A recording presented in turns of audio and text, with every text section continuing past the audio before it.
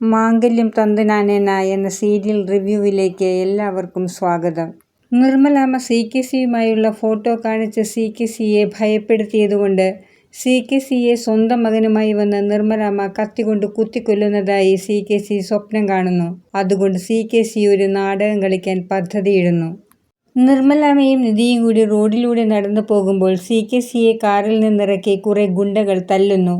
അത് കാണുന്ന നിധിയും നിർമ്മലാമ്മയും കൂടി അയാളെ ഹോസ്പിറ്റലിൽ എത്തിക്കുന്നു. ഇതൊക്കെ CKC തന്നെ പ്ലാൻ ചെയ്ത കാര്യങ്ങളാണ്. എന്നാൽ നിർമ്മലാമ്മയ്ക്കും നിധിക്കും ഇതൊന്നും അറിയില്ല. CKCയെ ഹോസ്പിറ്റലിലേക്ക് കൊണ്ടുപോയ കാറ് വരെ CKC ഏർപ്പെടുത്തിയതാണ്.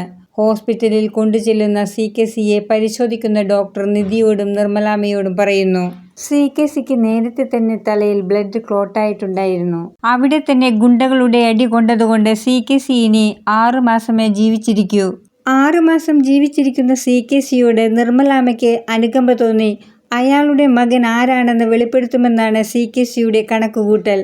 CKC കളിക്കുന്ന ഈ നാടകത്തിൽ ഡോക്ടർക്കും പങ്കുണ്ട്. ഡോക്ടറെ കണ്ടാലും ഒരു ഗുണ്ടയെപ്പോലുണ്ട്. ഇനി അയാൾ ഗുണ്ടയാണോ ഡോക്ടറാണോ എന്നറിയില്ല. നിധിയും നിർമ്മലാമ്മയും CKCയെ കാണുമ്പോൾ അയാൾ അവരോട് കൈകൂപ്പി കാണിക്കുന്നു. അതൊക്കെ CKCയുടെ അഭിനയമായിരുന്നു. CKC നിർമ്മലാമ്മയെ രാത്രിയിൽ ഫോണിൽ വിളിച്ച് ശല്യം ചെയ്യുന്നതായി നിധിയോട് നിർമ്മലാമ്മ പറയുന്നു.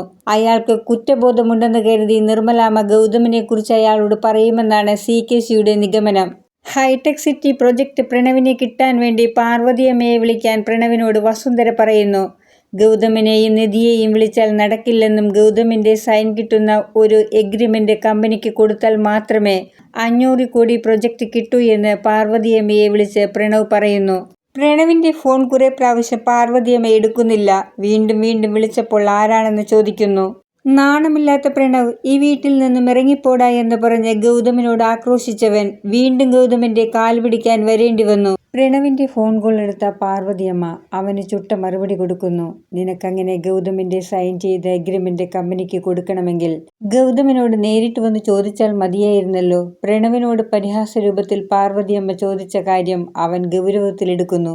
എന്നാൽ പിന്നെ ഞാൻ തന്നെ ചേട്ടനോട് ചെന്ന് ചോദിക്കാമല്ലേ, അമ്മ കൂടി ചേട്ടനോട് പറയണം.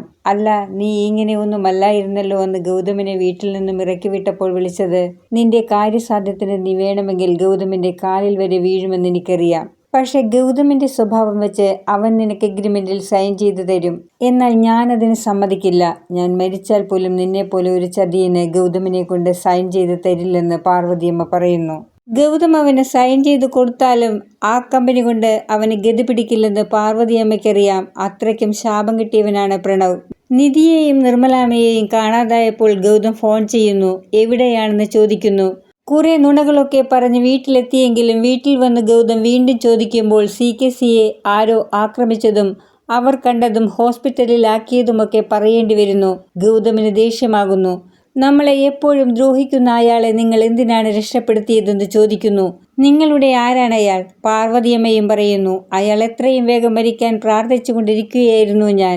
എന്നിട്ട് അയാളെ ഹോസ്പിറ്റലിലാക്കി വന്നിരിക്കുന്നു.